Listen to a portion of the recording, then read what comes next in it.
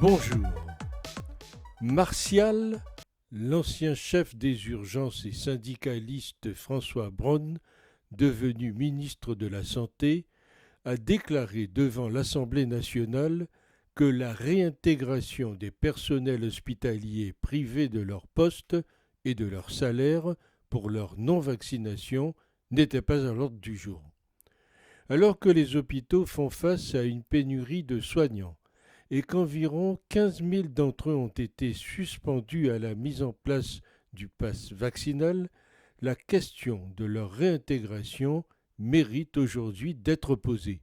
Une proposition de loi en ce sens a d'ailleurs été déposée au Sénat et le député Olivier Servat de la Guadeloupe et quelques députés de l'Outre-mer en font une exigence de cette réintégration. Il pourrait venir garnir les rangs insuffisamment pourvus des hôpitaux.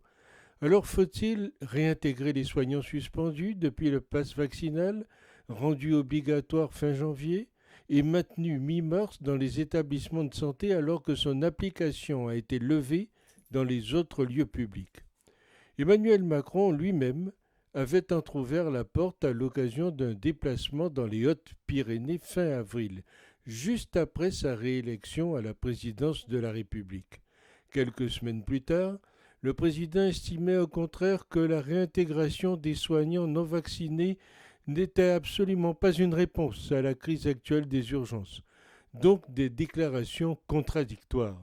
La Fédération hospitalière de France, de son côté, estimait à 4 à 5 000 professionnels soignants et non soignants confondus, 0,3% du total des agents des établissements, concluant qu'aucun vivier de professionnels n'était à rechercher parmi le personnel suspendu. Pour autant, une proposition de loi a été déposée pour leur réintégration au Sénat par l'élu La République Sylviane Noël. Cette dernière, qui ne se dit pas anti-vax, estime que dans une situation de pénurie telle, on ne peut plus se payer le luxe de se passer du moindre soignant. Dans certains pays, comme les États-Unis ou le Canada, on a levé cette obligation vaccinale. Emmanuel Macron va-t-il être le seul sur cette planète à persister dans cette erreur et à punir ces personnels qui ont exercé leur libre arbitre, et ces suspensions ne vont-ils pas pousser des soignants à quitter l'hôpital?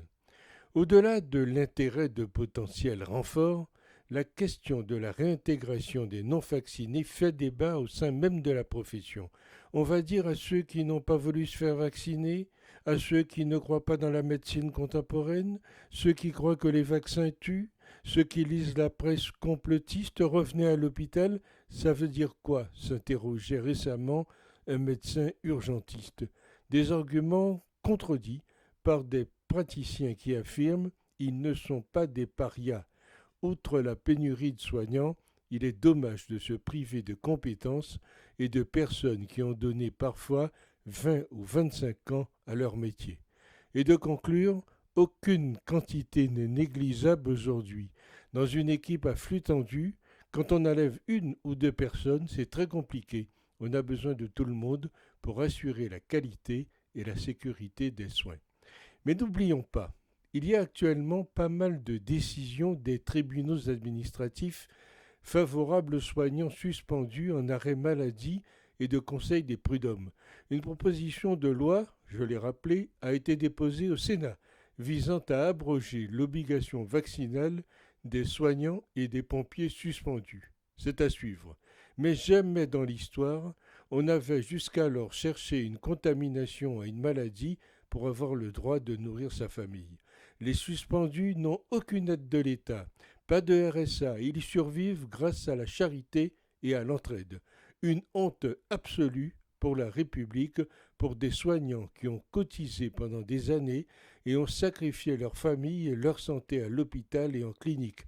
Horaires décalés, week-ends, nuits, fêtes familiales, stress permanent, aucune reconnaissance et ont travaillé sans protection au début de cette épidémie.